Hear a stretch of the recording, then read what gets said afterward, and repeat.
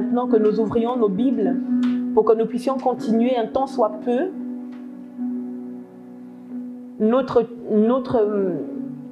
notre série qui a commencé maintenant il y a 4 dimanches. Aujourd'hui, c'est le 4e. Alléluia. Le thème de ma prédication de la semaine, depuis le premier dimanche que nous avons commencé le ministère sanctuaire, c'est sélection. Dieu ne nous a pas façonnés de la même manière. Alléluia.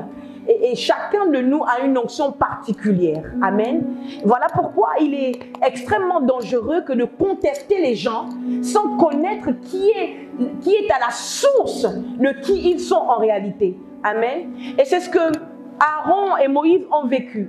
Le peuple d'Israël les a contestés, ou plutôt a contesté en particulier Aaron, parce que Dieu l'avait sélectionné pour la prêtrise, pour gérer les choses très saintes au milieu du peuple d'Israël. Corée et ses contemporains ont décidé, ou du moins ont estimé, que Aaron n'était pas digne, alléluia, d'être le chef, alléluia, de la prêtrise au milieu des enfants d'Israël.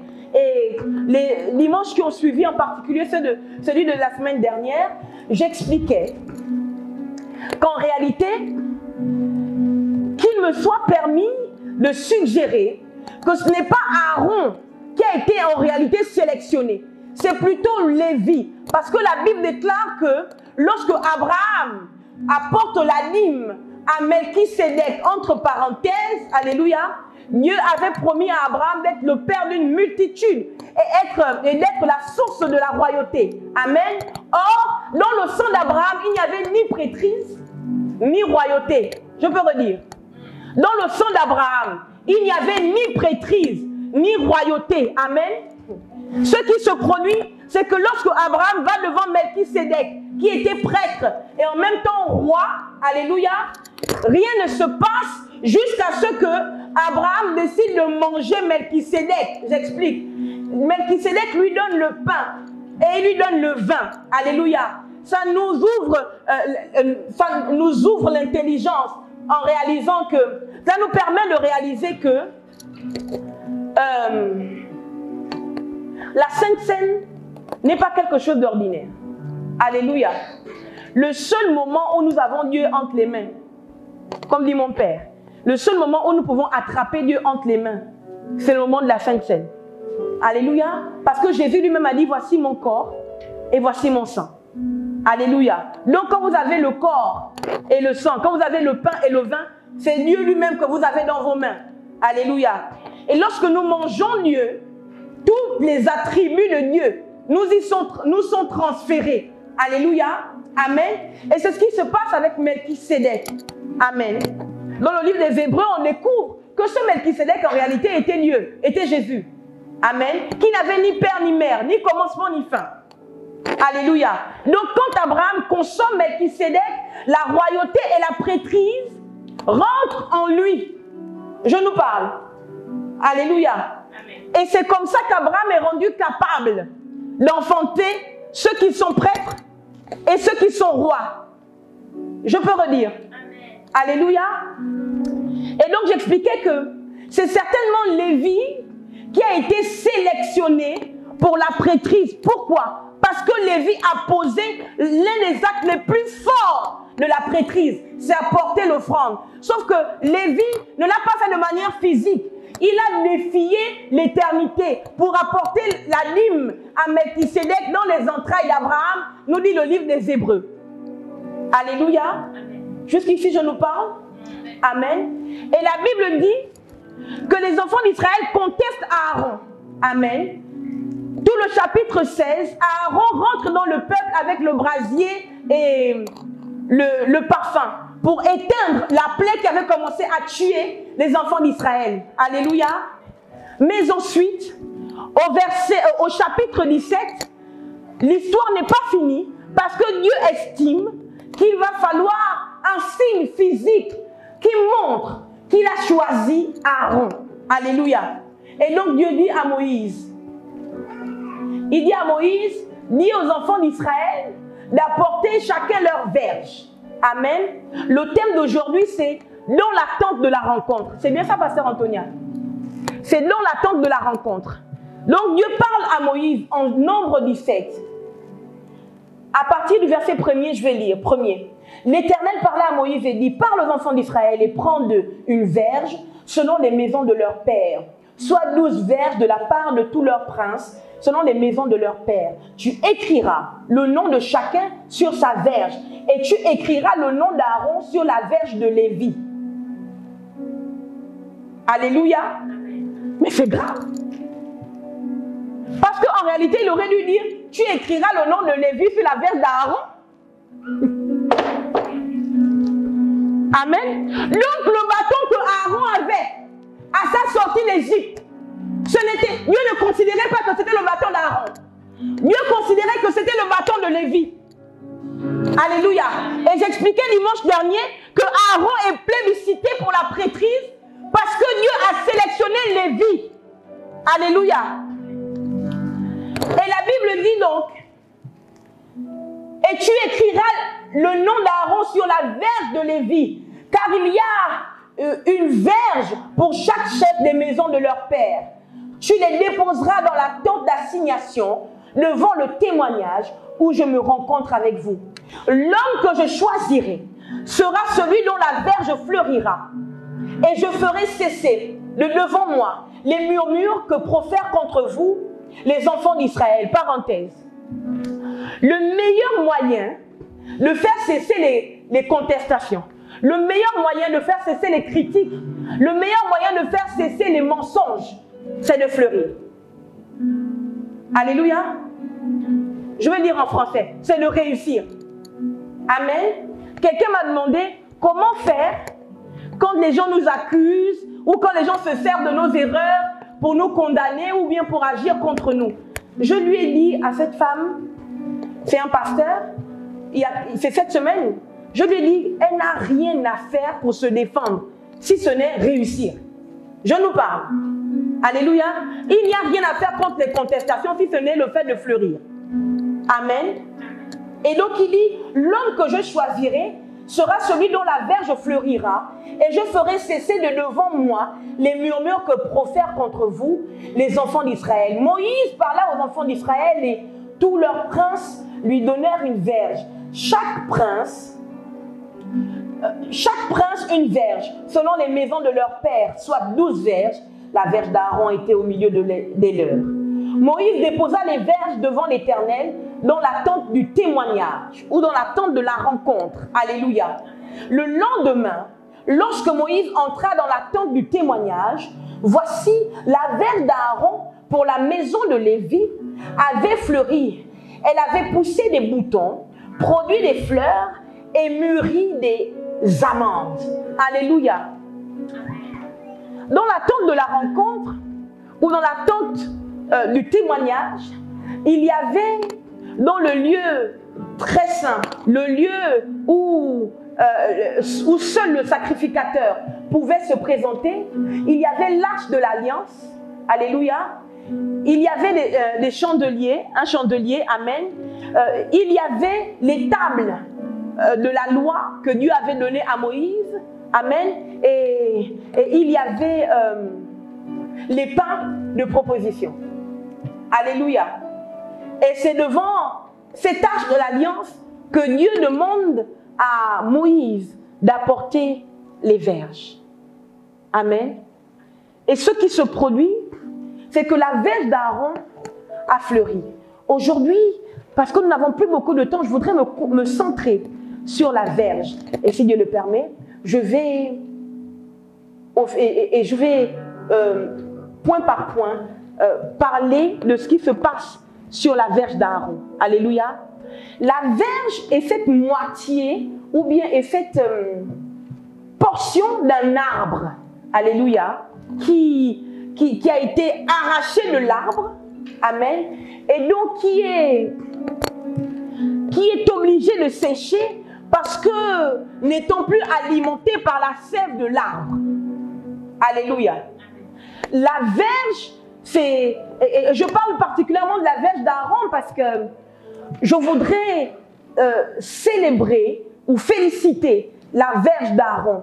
Quand bien même elle n'est plus sur l'arbre qui l'alimentait, la verge d'Aaron a été fidèle. Elle a traversé le désert, elle a traversé les intempéries. Alléluia.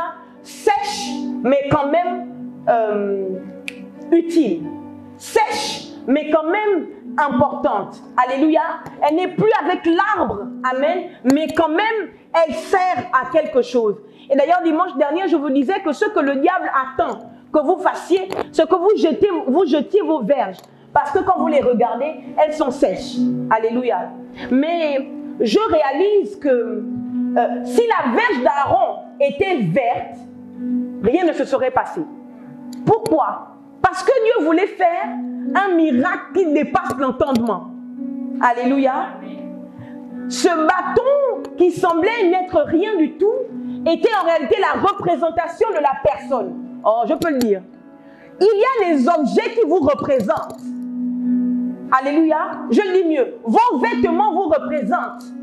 Alléluia. Ce que vous avez touché, ce avec quoi vous avez dormi, ce qui est proche de vous, vous représente. C'est pour ça qu'on ne donne pas son vêtement à n'importe qui. Alléluia. C'est pour ça qu'on ne peut pas donner sa perruque à n'importe qui. Alléluia. On ne donne pas. On ne donne pas quelque chose qui est resté en contact avec nous à n'importe qui. Pourquoi? Parce que la chose qui est en contact avec nous, nous représente. Prends nos esprits, prends nos onctions, prends notre énergie. Est-ce que je te parle? Alléluia. Donc quand la verge rentre dans la tente de la rencontre, ce n'est pas un bâton qui y rentre. Alléluia. Dieu considère que ce qui est rentré dans la tente de la rencontre, c'est Aaron lui-même. Est-ce que je te parle? Amen. Voilà pourquoi les gens, pour vous faire du mal, ils prennent vos vêtements, ils emmènent chez les féticheurs. Par exemple. Amen. Ils prennent vos vêtements, ils emmènent chez les féticheurs. Ils prennent vos chaussures, ils emmènent chez les féticheurs. Moi, vous connaissez un témoignage que j'ai comme ça. J'en ai même plein. Alléluia. Dans l'église aussi, ils prennent pour les mener chez les féticheurs. Après, ils viennent lever les mains au ciel pour dire qu'ils sont chrétiens. Alléluia. Amen. Donc, vous connaissez, j'ai un témoignage comme ça. Qui avait pris mes lunettes, ma chenette. Hein? Alléluia. Et j'étais petite. J'avais 15 ans. Je ne suis pas morte. Mais voici aujourd'hui bientôt 40 ans. Je ne suis toujours pas morte. C'est compliqué pour les détracteurs. Ça devient long, comme on dit. Alléluia. Donc, quand la verge... Non, mon fils, restons dans le mystique. Oh, papa, s'il te plaît. Merci, papa. Hein? Alléluia. Et donc, quand Dieu demande de prendre la verge de chaque personne, de chaque prince, alléluia, des tribus d'Israël, c'est que ce bâton, ce n'est pas Aaron. Ce bâton, ce n'est pas un bâton. Dieu considère que le jour-là, Aaron a la forme de sa verge. Je nous parle. Non, venez à un lighting. Je vous dis la vérité. Comme un lighting ne sera pas filmé, non? Du moins, les vidéos vont rester pour nous. Les choses que je vais dire dedans, ce seront des choses tellement graves. Venez à un lighting, faites tout ce que vous pouvez, battez-vous fortement. Amen. Donc Dieu regarde Aaron. Ça veut dire que Dieu ne te regarde pas toujours comme un être humain. Dieu peut te regarder comme un arbre. Alléluia. Dieu peut te regarder comme un arbre. D'ailleurs, la Bible appelle Jésus l'arbre vert. Amen. La Bible appelle Jésus l'arbre vert. Alléluia. Et la Bible dit que nous sommes une plantation de l'Éternel. Hein? Alléluia. Dieu peut te regarder comme un arbre. Et c'est majeur. Pourquoi? Parce que sur l'arbre, il y a des racines qui te permettent de t'enfoncer fortement dans le sol. Alléluia. Il y a l'écorce. Oh non, je dois continuer. Il faut qu'on arrête sélection. Il y a trop de choses à dire. Parce que sur l'arbre, il y a les racines qui permettent de t'enfoncer fortement. Ce qui est merveilleux, c'est que les racines, personne ne les voit. Je nous parle. Je suis en train de prophétiser au nom de Jésus. Que parce que personne ne connaît de quoi sont faites tes racines, personne ne pourra te tuer. Au nom de Jésus-Christ de Nazareth. Écoutez, pour qu'un arbre soit détruit, il faut le déraciner. Alléluia. Si vous coupez seulement le tronc et que les racines restent en terre, l'arbre va recommencer à pousser. Alléluia. Amen. Donc, Dieu te regarde aussi comme un arbre. Et donc, dans l'arbre, il y a les racines. Et dans l'arbre, il y a l'écorce. My God, my living God. Je peux commencer à parler. L'écorce, c'est la chose marron qu'on voit. En fait, l'écorce, c'est la peau de l'arbre qui couvre la chair de l'arbre. Est-ce que je peux dire ça? Sauf que pour atteindre le milieu de l'arbre, il y a l'écorce. Et puis quand on enlève l'écorce, on voit l'arbre qui est lisse. C'était comme ça qu'était la verge. Je nous parle. La verge, parce qu'elle a séché, l'écorce tombe. Alléluia. Et la verge reste lisse. Et ça corse. Ça corse le miracle. Le miracle devient de plus en plus difficile. Parce qu'il n'y a plus moyen. Alléluia. Vous avez remarqué en forêt, moi j'allais en forêt. Vous avez remarqué en forêt, sur l'arbre parfois, quand il y a l'écorce, il y a des feuilles qui peuvent pousser sur l'arbre, vous avez remarqué. Ou bien des champignons qui poussent sur l'arbre, vous avez remarqué. Alléluia. Mais quand il n'y a plus d'écorce, rien ne peut pousser dessus. Je te parle. Alors que je suis en train de parler au nom de Jésus-Christ de Nazareth. Que ton arbre n'ait plus d'écorce ou pas. Je déclare que tu vas produire au nom de Jésus. Ta vie va fleurir dans le nom de Jésus-Christ de Nazareth. Je dis que sanctuaire va fleurir au nom de Jésus-Christ de Nazareth. Est-ce que je nous parle? Amen. Alléluia. Amen. Et puis, sur l'arbre, il y a des branches. Amen. Ce qui permet à l'arbre d'être de plus en plus grand, de plus en plus imposant, parce qu'il y a des branches. Alléluia. J'essaie de dire que personne ne peut être totalement esselé. Amen. Là où le tronc ne peut pas aller, les branches peuvent aller. Je nous parle. Ce que le tronc ne peut pas porter, les branches peuvent les porter. Alléluia. Je redis. Et sur les branches, il y a des feuilles. Alléluia. Sur les branches, il y a des feuilles. Maintenant, il y a des arbres qui ont des feuilles d'une grande densité. Et il y en a d'autres qui n'ont pas une grande densité au niveau des feuilles. Amen. Toujours est-il que pour réussir à tuer quelqu'un que Dieu considère comme un arbre, il faut aller à la racine, il faut enlever les écorces, il faut couper les branches, il faut empêcher les feuilles de fleurir, de sortir. Alléluia. Et puis, il y a aussi des fruits.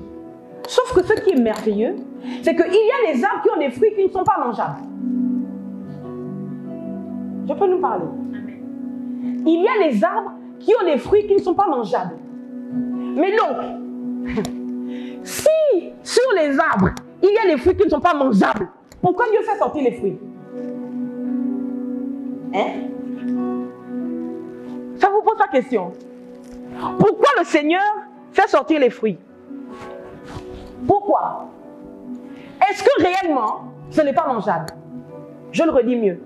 S'il y a des arbres sur lesquels les fruits ne sont pas mangeables par les humains,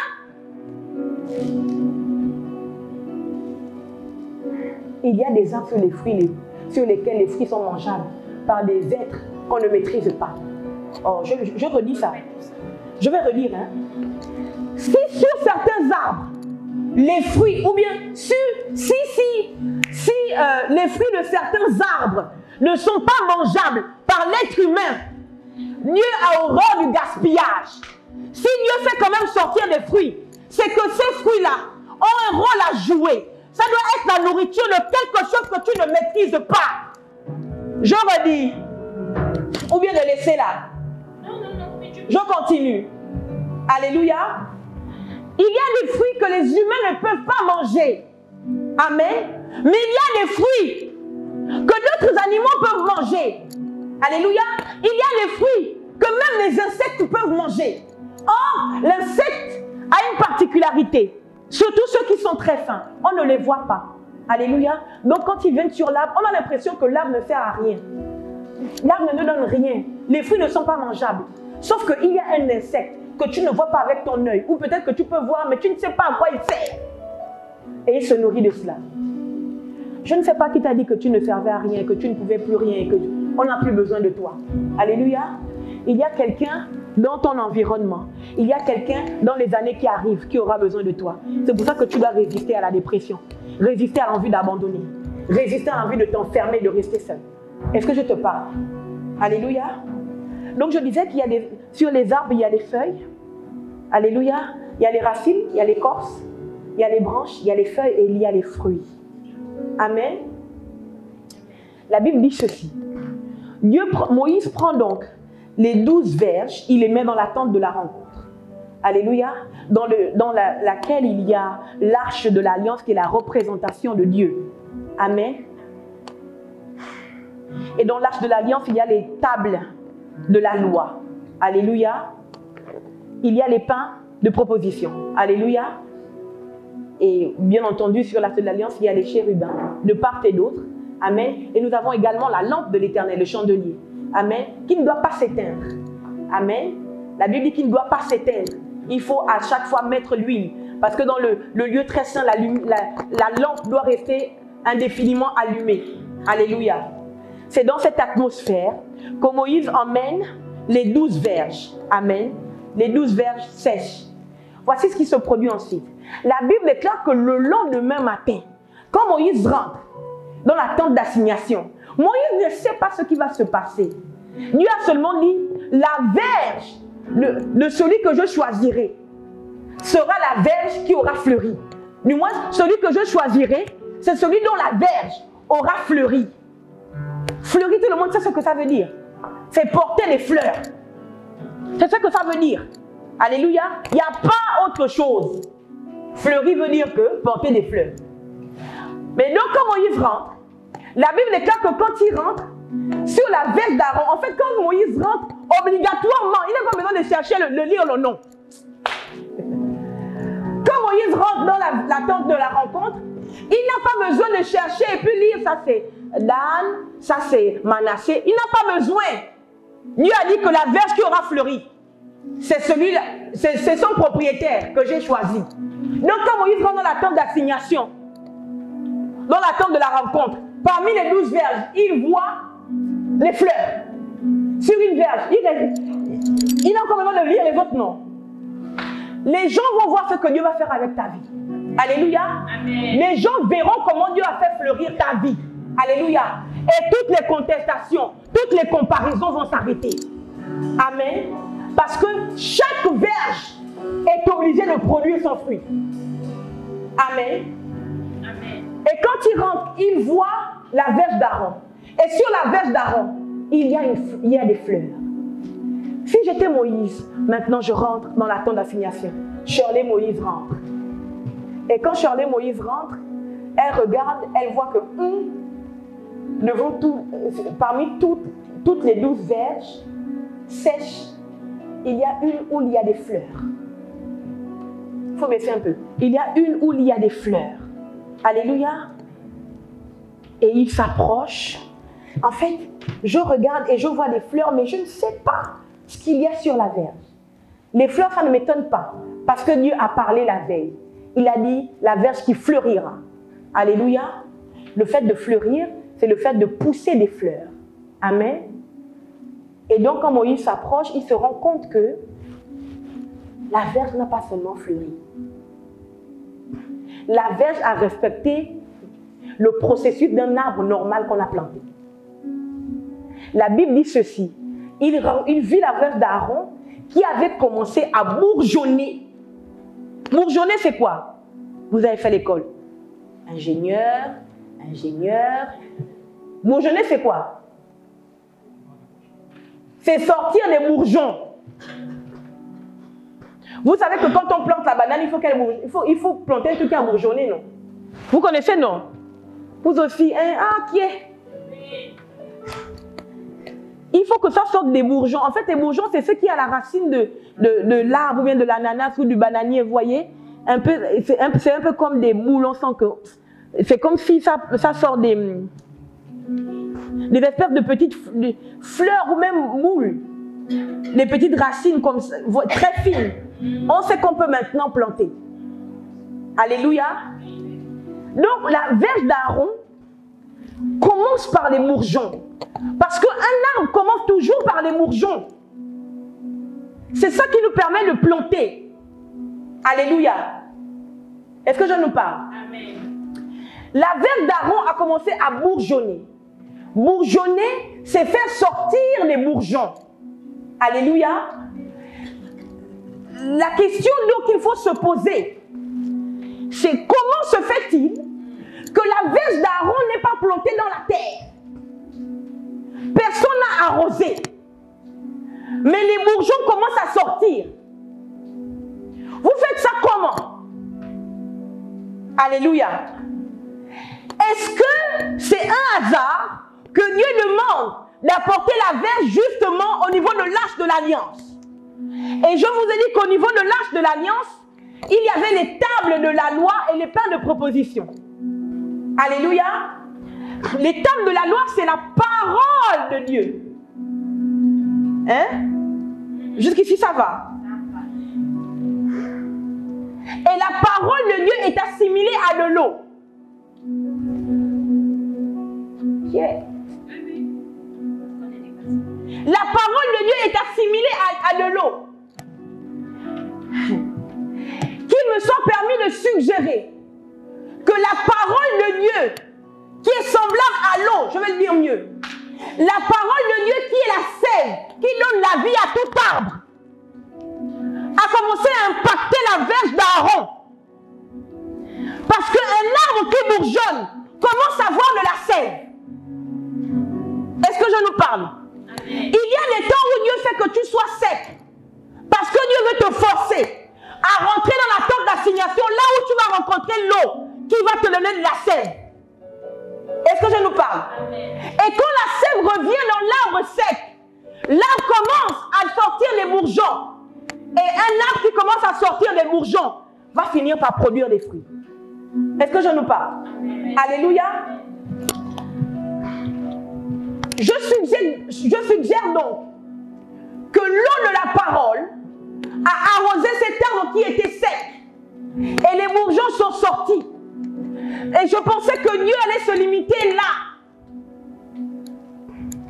La Bible dit, le lendemain, lorsque Moïse entra dans la tente du témoignage, voici la verge d'Aaron pour la maison de Lévi avait fleuri, virgule. Elle avait poussé des moutons. Dans l'autre version, c'est dit, la verge d'Aaron avait commencé à bourgeonner. Alléluia. Elle avait poussé des bourgeons, des moutons. Alléluia. Quand on dit qu'elle pousse des moutons, ce n'est pas à la racine. Les moutons, c'est sur le corps de l'arbre, c'est sur le tronc.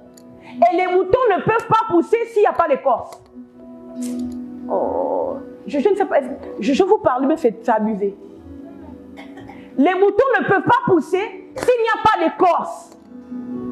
Donc l'arbre, la verge qui était lisse, devient rugueuse. Parce que les moutons ont commencé à pousser. Est-ce que je nous parle? Alléluia. Et il est plus aisé de toucher une verge lisse que de toucher une verge qui a des moutons. Voilà pourquoi vous êtes obligés, dans la présence de Dieu, de sortir les moutons. Vous êtes obligés dans la présence de Dieu en tant qu'arbre, de laisser les bourgeons commencer à sortir, de laisser Dieu vous investir de moutons.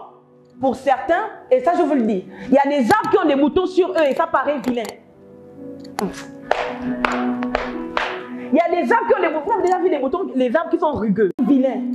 Dieu va vous faire paraître vilain parce qu'il est en train de faire un travail. Je nous parle. Dieu va vous faire paraître détestable parce qu'il est en train de faire un travail. Alléluia. Dieu va vous faire paraître avec des moutons. Et je parle des moutons de l'arbre. Ça va paraître rugueux, pas facile à toucher, pas agréable au toucher, parce qu'il est en train de vous faire fleurir. Alléluia. Et ce qui est beau, c'est qu'il dit, l'arbre, la verge de Aaron avait... Il faut que je prenne les verbes exacts parce que c'est capital. Alléluia. Voici la verge d'Aaron pour la maison de Lévi avait fleuri. C'est le verbe fleurir. Nous allons revenir sur fleuri. Alléluia. Elle avait poussé des moutons. C'est le verbe pousser. Alléluia. Et quand on parle de faune, de flore, quand on parle de flore, lorsqu'on dit pousser, c'est que l'élément qui pousse a été planté. Qu'il me soit permis de dire que lorsque Moïse rentre dans la tente d'assignation, il ne pense pas les verges, il plante. Oh. Je peux le dire différemment. Qu'il me soit permis de dire que lorsqu'on est en contact avec Dieu, avec la parole de Dieu, alléluia, nous plantons dans la parole. Alléluia.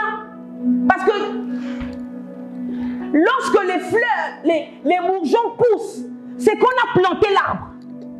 Alléluia. C'est le fait de planter qui permet à la chose de pousser en retour. Alléluia. Élie, elle avait poussé des bourgeons. Virgule. Produit des fleurs. Bon. C'est bizarre. On dit, la verge d'Aaron avait fleuri. Virgule. Elle avait poussé des bourgeons. Et puis on revient encore dire produit des fleurs. Maintenant, le avait fleuri, là, c'est quoi? Vous voyez la nuance? On dit que la verge avait fleuri. Virgule. Elle avait poussé des moutons. Virgule. Produit des fleurs. Donc, aïe, aïe, aïe, aïe, aïe, aïe, aïe. Aussi longtemps que tu demeureras dans la présence de Dieu, tu vas partir du stade de pousser au stade de produire. Je peux redire. Il y a des gens qui poussent et à cause des intempéries, elles meurent. Les fleurs qui peuvent pousser, les arbres qui peuvent pousser, à cause des intempéries, ils meurent ou elles meurent. Alléluia. Mais l'action de Dieu ici, c'est non seulement de te faire pousser, mais te forcer à produire. Alléluia. Je déclare au nom de Jésus que ta vie ne sera pas sèche. Je déclare que ta destinée va produire ce que le royaume des cieux attend de toi au nom de Jésus-Christ de Nazareth. Amen. Notre problème, c'est quoi? C'est que nous sommes très actifs dans l'église, mais on ne produit rien. Il y a des gens qui sont tellement actifs, mais il n'y a plus comment on appelle ça? Ils ont perdu la capacité de produire. Or, ce qui te donne la capacité de produire, ce n'est pas être actif à l'église. Venir et jouer au piano, venir et jouer à la batterie, venir et prendre le micro et chanter. Venir même et prendre le micro et prêcher. Ce qui te permet de non seulement pousser, tu as poussé, oh, elle a évolué maintenant, elle sait maintenant prendre de belles photos. Alléluia. Oh, maintenant elle a grandi, maintenant on peut l'utiliser pour gérer le téléphone de Google Meet. C'est ça, non? Mais maintenant, c'est quoi le produit? Le produit, ce n'est pas le tambour que tu tapes. Le produit, ce n'est pas le micro que tu prends pour prêcher. Ce n'est pas ça le produit. Alléluia. Le fait de produire, alléluia, c'est que tu as grandi. Lorsque tu as grandi jusqu'à un certain niveau, Dieu te rend capable maintenant de produire. J'explique. Quand tu produis, ça veut dire que les gens peuvent te manger. Oh, my living God. Tant que le manguier ne fait pas sortir des mangues mûres, personne ne le mange. Je vais le dire mieux. Et très souvent même, il est méprisé. Voici l'histoire du figuier. Alléluia. Le figuier, Jésus arrive et Jésus a faim.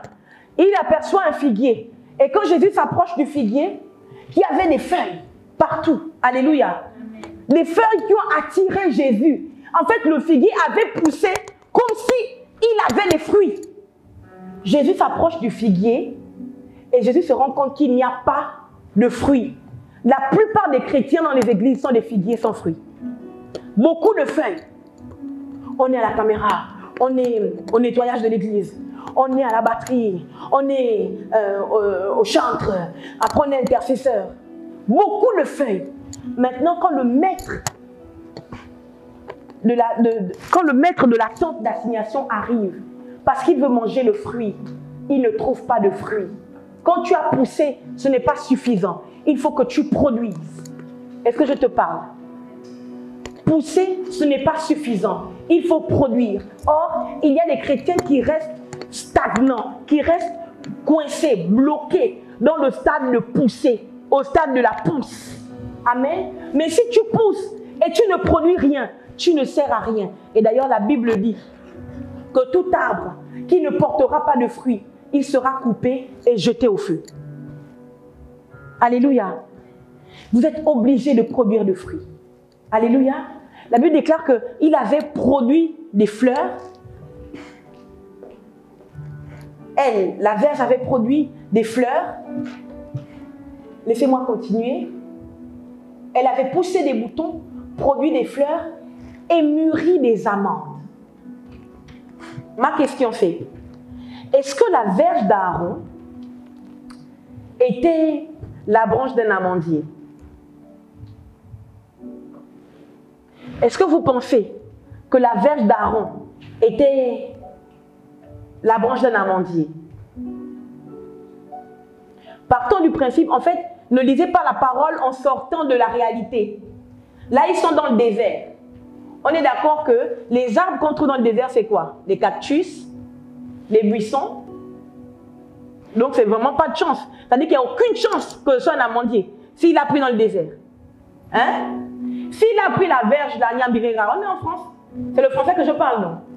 Si Aaron a coupé un bois dans le désert, on a quoi? Les cactus, les buissons, et puis quoi d'autre? Les arbres des déserts à Nyambirera. Bon, en tout cas, c'est sûr que si c'est le cactus, c'est mort. Il n'y aura pas d'amande. Alléluia.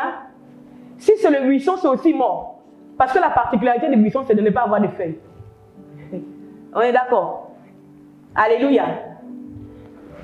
Et je me suis assise et je me suis demandé, Seigneur, pourquoi c'est l'amande qui est sortie? Pourquoi ce n'est pas une mangue? Hein? Pourquoi? Alléluia. Et elle avait mûri des amandes. Ce n'était pas dit, c'est pas dit qu'elle a fait pousser des amandes. D'accord? Elle a mûri. Donc je disais qu'il y a des arbres qui poussent, ensuite qui doivent produire. Mais on ne s'arrête pas au fait de produire. Il faut maintenant mûrir. Je peux redire. Je vais prendre un arbre que tout le monde connaît, le manguier, classique.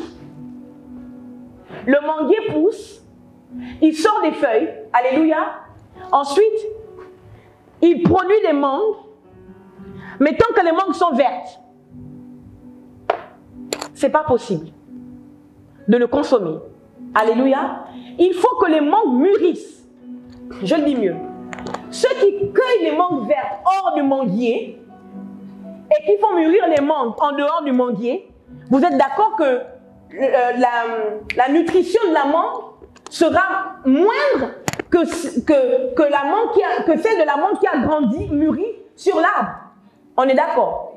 Alléluia.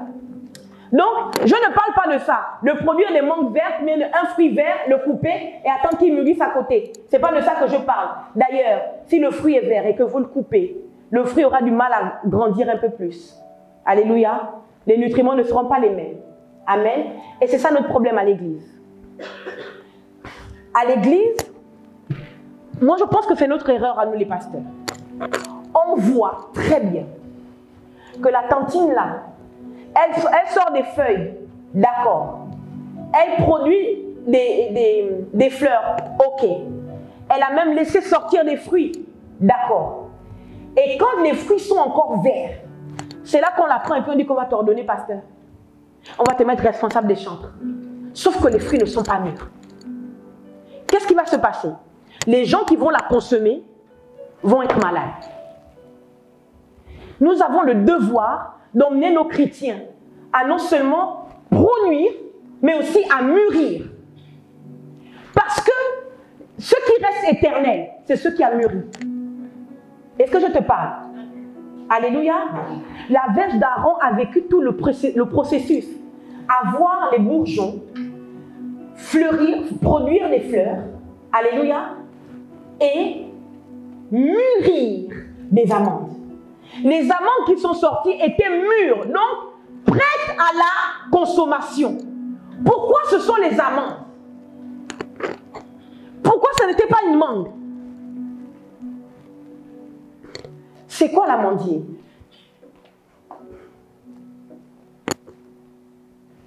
L'amandier, c'est l'arbre qui produit les amandes? Ou bien c'est pas le nom? Hein? Moi, j'ai fait droit. L'amandier, c'est l'arbre qui produit les amandes, non? Alléluia. Pourquoi Dieu sélectionne parmi tous les arbres qui existent l'amandier? À cause de la richesse de l'amande. Je vais te dire mieux. L'amande, là je ne parle pas d'abord du spirituel. Alléluia. L'amande a plusieurs vertus et touche plusieurs parties du corps. Les amandes peuvent, l'huile, l'amande fait sortir de l'huile. Or, pour ce qui concerne le spirituel, le véritable produit c'est l'huile.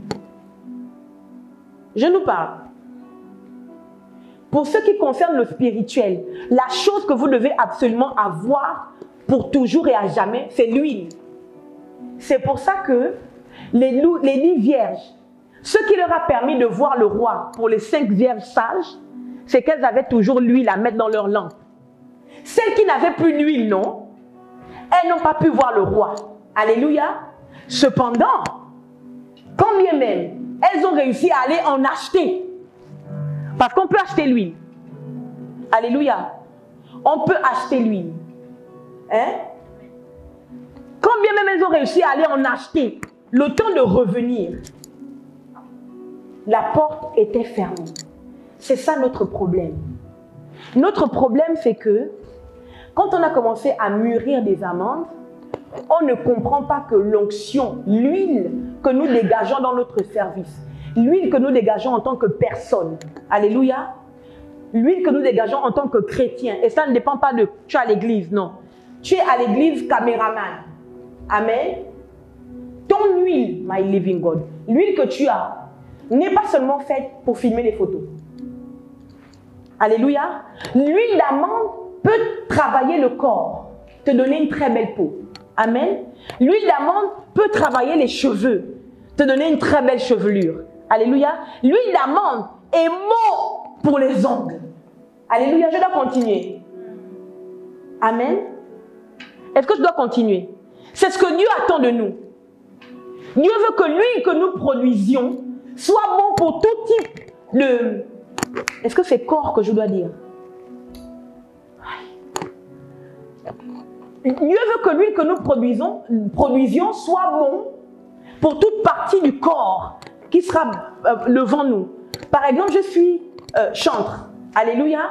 Dans le groupe de chante, j'ai un responsable. Donc, c'est la tête. L'huile d'amande est bon pour la tête. N'est-ce pas? Tu ne peux pas avoir une huile qui donne l'insomnie à ton responsable, à ta tête. C'est que tu as un problème. Tu n'es pas mûr. Je peux redire.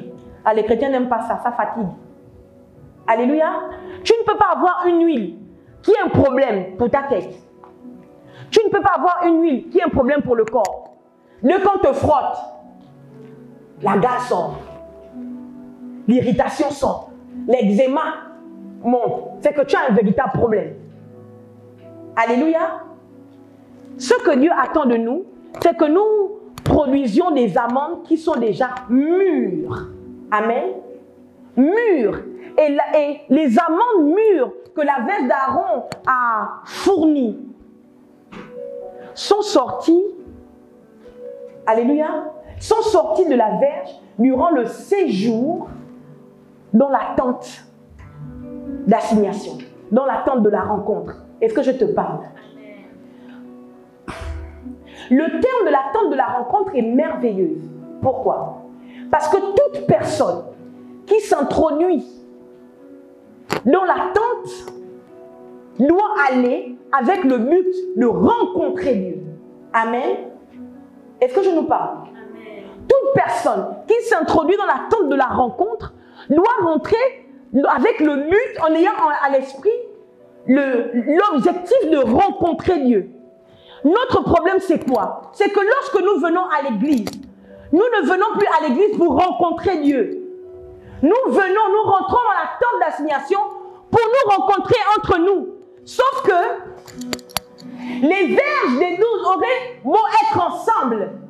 Sans une rencontre avec Dieu, celle d'Aaron n'aurait rien produit. Est-ce que je nous parle? Alléluia.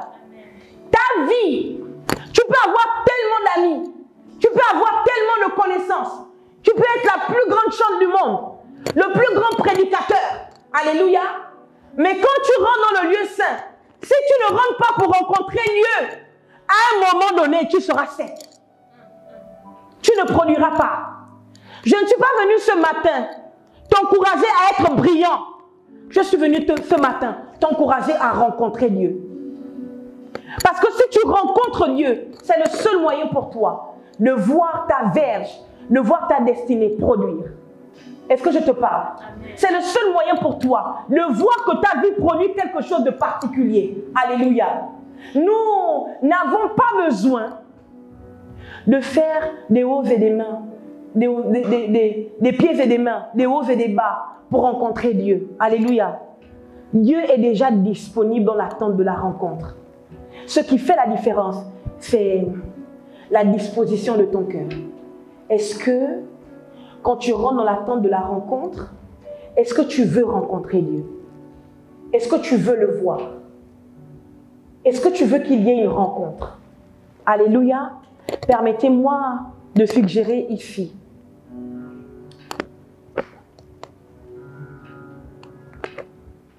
que pour le cas des 12 verges, quand Moïse les emmène dans l'attente de la rencontre,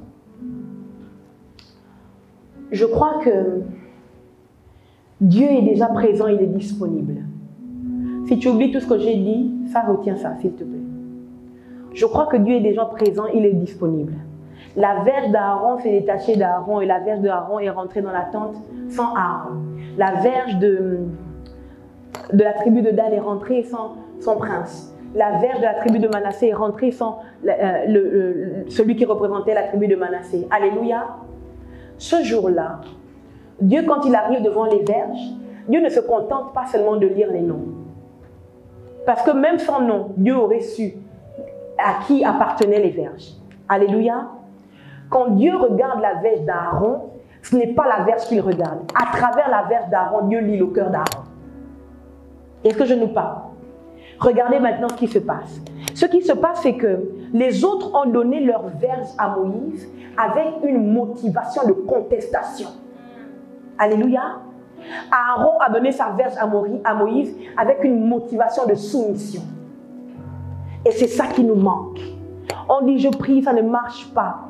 J'ai l'impression que Dieu m'a abandonné. J'ai l'impression qu'avec Dieu, c'est plus comme avant.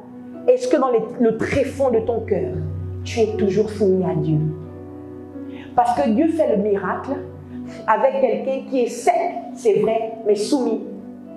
Je nous parle? Dieu fait le miracle avec quelqu'un qui a une motivation autre que celle que les hommes attendent. Dieu fait le miracle avec quelqu'un qui a un cœur motivé pour le Seigneur. Est-ce que je nous parle? Voilà pourquoi lorsque Jésus arrive et que Dieu lui demande de mourir, parce que c'est ce que Dieu demande à son fils, et Jésus prie, et il dit, s'il t'est possible d'éloigner cette verge de moi, alléluia, cette coupe de moi. Ensuite, il conclut en disant ceci, non pas ma volonté, mais la tienne. Il n'y aura pas de miracle dans l'attente de la rencontre si nous ne soumettons pas notre volonté à celle de Dieu. Jusqu'ici, je nous ai parlé. Je voudrais maintenant que nous nous levions et nous allons prier. Lévi a été sélectionné pour la sacrificature. Lévi lui-même ne l'a pas vécu. Alléluia. Mais c'est son descendant Aaron. Ce sont ses descendants à partir d'Aaron et donc de la lignée d'Aaron qui ont été sélectionnés pour la sacrificature, mais dans les choses très saintes. Amen. Les autres descendants d'Aaron servaient dans le temple, mais ceux qui avaient le droit d'être prêtres et sacrificateurs de génération en génération, les autres descendants de Lévi servaient dans le temple, mais ceux qui avaient la mission d'être sacrificateurs et prêtres de génération en génération c'était la descendance d'Aaron. Alléluia. Aaron se retrouve dans la sacrificature par obéissance et par soumission. Alléluia. Je crois qu'il y a bien plus que le fait de taper le tambour à l'église. Alléluia. Je crois qu'il y a bien plus que le fait de chanter à l'église. Moi, j'ai commencé à l'église, j'avais 11 ans. Je dansais dans le groupe de la jeunesse. Après, j'ai commencé à chanter. Alléluia. Ensuite, je me suis retrouvée à balayer l'église. Après, j'ai fait l'accueil. Ensuite, j'étais porteuse d'armes. Alléluia. Puis, je me suis retrouvée responsable des adolescents. Amen. Ensuite, mais j'étais toujours chantre, hein? Mais je faisais tout ça. Alléluia. Jusqu'à ce que, pendant que je chantais pour moi, et que j'étais convaincue que c'était ça, toute ma vie, j'allais chanter à l'église. Mon père spirituel me voit chanter.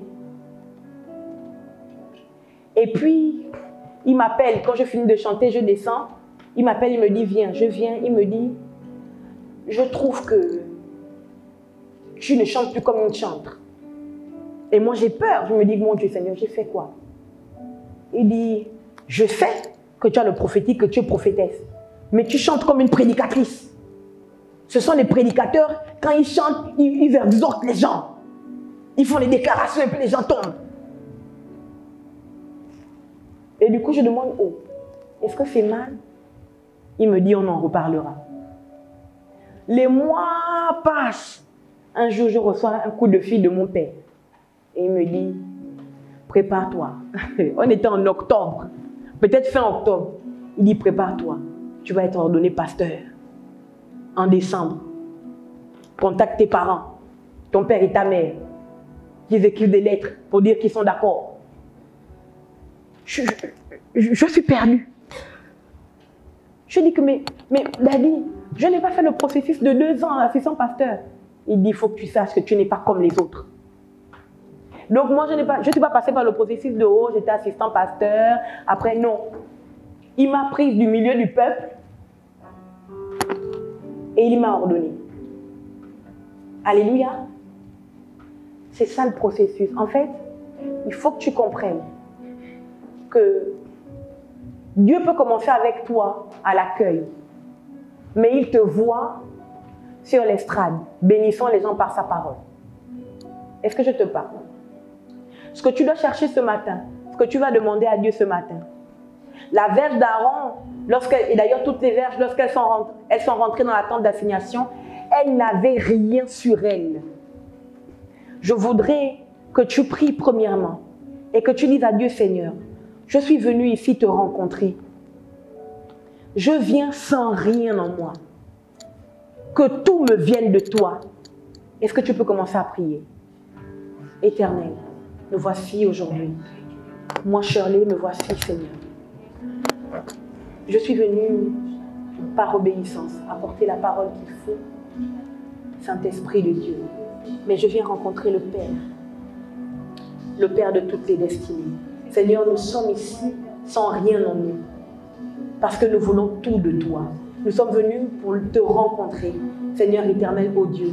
Laisse-nous te voir, laisse-nous nous exposer à toi, de telle sorte que, Seigneur, ce que tu veux faire fleurir en nous, fleurisse. Ce que tu veux faire pousser en nous, pousse. Ce que tu veux faire mûrir en nous, mûrisse. Dans le nom de Jésus-Christ de Nazareth. Ne permets pas, Seigneur, ne permets pas que nos motivations soient autres que celles de se laisser, Seigneur, ô Dieu, façonner par toi. Dans le nom de Jésus-Christ de Nazareth. Esprit de Jésus, nous voulons nous laisser façonner par toi. Au nom de Jésus-Christ de Nazareth. Alors que nous traversons, Seigneur, alors que nous traversons le lieu, le parvis, le lieu saint, et que nous entrons dans le lieu très saint. Seigneur, au nom de Jésus-Christ de Nazareth, nous venons, Seigneur, sans rien en nous. Au nom de Jésus, sans rien en nous, juste avec cette phrase, remplis-nous de toi. Façonne-nous, éternel. Seigneur, façonne-nous, éternel. Façonne-nous, Seigneur. Remplis-moi, Père. Remplis-moi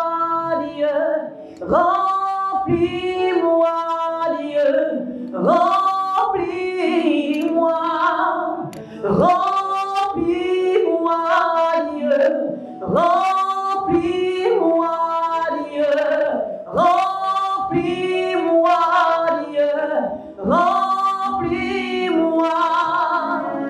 Alors que tu te laisses remplir par le Seigneur, je voudrais que tu te disposes pour qu'il fasse pousser des boutons, qu'il fasse pousser des fleurs, qu'il te permette de produire du fruit, qu'il te permette de produire l'huile la meilleure. Expose-toi à la présence de Dieu maintenant, dans le nom de Jésus-Christ de Nazareth.